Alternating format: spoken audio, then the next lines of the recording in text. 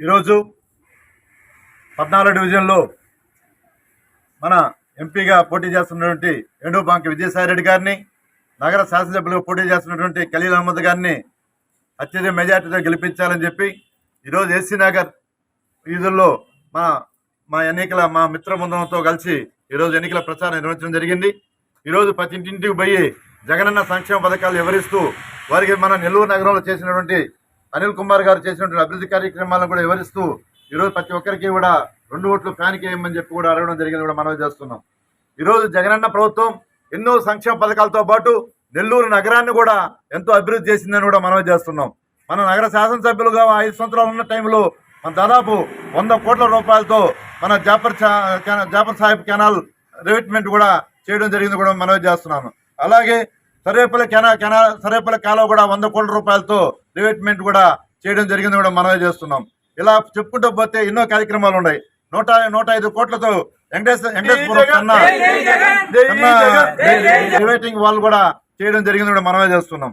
35 కోట్లతో 32 municipal schools కూడా అభివృద్ధి చేయడం జరిగింది కూడా మనమే చేస్తున్నాం. ఒకరోజు గతంలో మున్సిపల్ స్కూల్స్ ఏ విధంగా ఉండేది, నేడు ఏ విధంగా ఉండేది ఒకసారి చూడమని కూడా అడుగుతున్నాం. ఈరోజు నాడు నేడు కింద మున్సిపల్ స్కూల్స్ ఎన్నో అభివృద్ధి చేయడం జరిగింది కూడా మనమే చేస్తున్నాం. రామలింగపురం దగ్గర 40 కోట్లతో మన వారధి కూడా నిర్మించడం జరిగింది కూడా, మన ఫ్లైఓవర్ బ్రిడ్జ్ కూడా నిర్మించడం జరిగింది కూడా మనమే చేస్తున్నాం. అలాగే 220 కోట్ల రూపాయలు విలువ చేసినటువంటి ఇంటి స్థలాలు కూడా మన జగనన్న ప్రభుత్వం ఇవ్వడం జరిగింది కూడా మనమే చేస్తున్నాం. ఇంకా చెప్పుకోకపోతే 35 కోట్ల రూపాయలతో 32 మున్సిపల్ పార్కులు కూడా అభివృద్ధి చేయడం జరిగింది కూడా మనమే చేస్తున్నాం. ఎంతో అభివృద్ధి. అలాగే సచివాలయాలను కట్టించుకోవడం జరిగింది. హెల్త్ సంబంధించినటువంటి ప్రైమరీ హెల్త్ క్లినిక్లు కూడా పెట్టుకోవడం జరిగింది కూడా మనమే చేస్తున్నాం. ఇన్ని అభివృద్ధి కార్యక్రమాలని మన జగనన్న ప్రభుత్వంలో జరిగిందని కూడా చెప్పుకుంటున్నాం.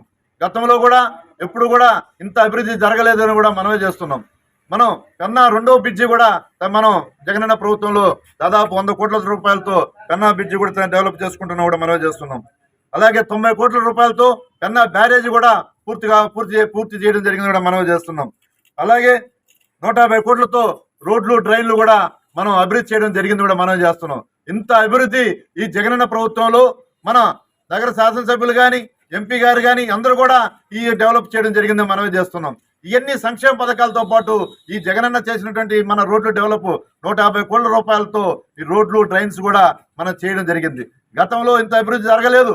గతంలో చెప్పుకుంటున్నారు మేము అభివృద్ధి చేశామని చెప్పి, ఎక్కడ చేశారు? అది తెచ్చినటువంటి లోన్స్ కూడా మా ప్రభుత్వమే కూడా కట్టింది కూడా మనమే చేస్తున్నాం.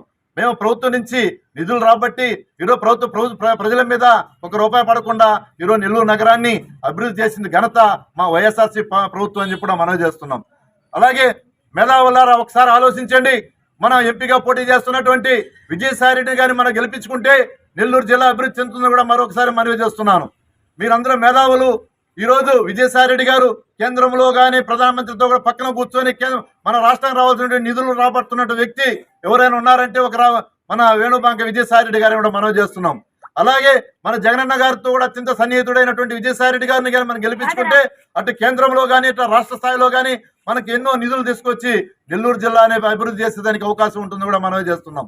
ఈరోజు విజయసాయి రెడ్డి గారు మేనిఫెస్టో నెల్లూరు జిల్లాకు సపరేట్గా ఒక మేనిఫెస్టో కూడా పెట్టడం జరిగింది కూడా మనవి చేస్తున్నాం. ప్రతి సంవత్సరానికి 2 సార్లు జాబ్ మేళా కూడా పెడతానని కూడా ఆయన హామీ ఇవ్వడం జరిగింది కూడా మనవి చేస్తున్నాం.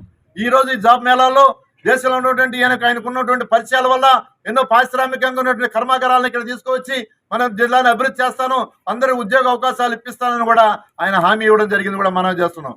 అలాంటి మంచి వ్యక్తిని మనం గెలిపించుకోవాలి. అలాగే మనలో ఒకడు సామాన్యుడు ప్రజలకు అందుబాటులో ఉన్న వ్యక్తి డిప్యూటీ మేయర్ అయినట్టు ఖలీల్ అహ్మద్ గారిని గెలిపించుకుంటే మన నెల్లూరు నగరం అభివృద్ధి చెందుతుంది. ఆయన దగ్గరికి పోయి మనం ఏదైనా సమస్య చెప్పుకుంటే తీర్చగల సమర్థుడు.